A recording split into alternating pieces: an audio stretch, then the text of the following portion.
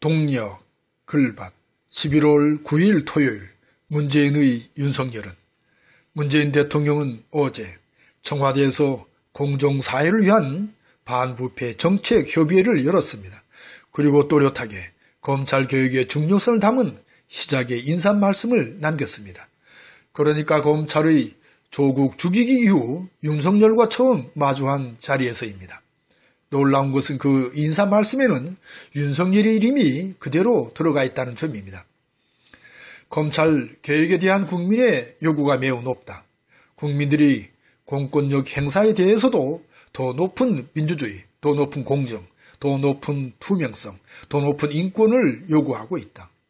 검찰은 정치적 중립성에 대해서는 상당한 수준을 이뤘다고 판단한다. 이제 국민들이 요구하는 그 이후의 그 다음 단계의 계획에 대해서도 부응해 주기 바란다. 공정에 관한 검찰의 역할은 언제나 중요하다. 이제부터의 과제는 윤석열 총장이 아닌 다른 어느 누가 총장이 되더라도 흔들리지 않는 공정한 반부패 시스템을 만들어 정착시키는 것이다.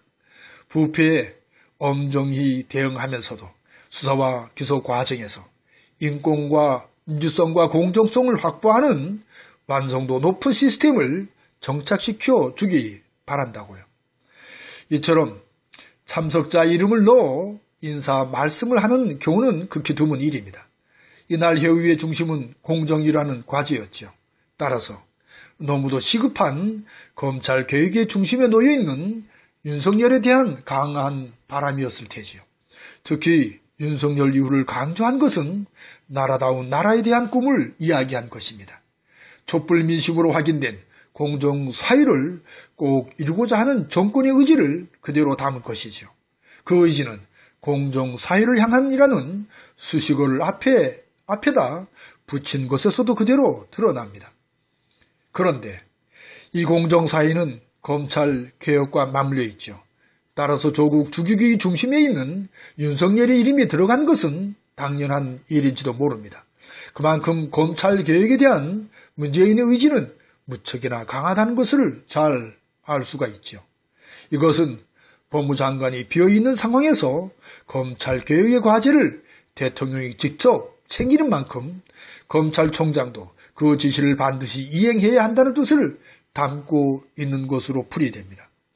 이런 검찰 개혁에 따른 제도적인 장치가 바로 공수처입니다. 그러니까 권력기관 개혁에서 생활 적폐에 이르기까지 그 범위를 넓혀왔다고 했으니까요. 그러니까 이 권력기관의 개혁은 이제 마지막 관문인 법제화 단계만 남았다고 했으니까요. 따라서 공수처가 설치되면 국정농단과 같은 불행한 일은 다시는 생기지 않을 것이라고요. 그것은 부지런히 민중들이 주인인 나라로 한 걸음 더 다가갈 것임을 강조한 것입니다. 그것은 대한민국은 민주공화국이고 모든 권력은 국민으로부터 나온다는 대한민국 헌법 제1조를 그대로 살리는 일이기도 합니다. 그것은 윤석열의 문재인이 아닌 문재인의 윤석열로 제 자리를 지키는 일이기도 하지요. 어느덧 어두컴컴한 토요일 새벽은 무역해 아침을 열어갑니다.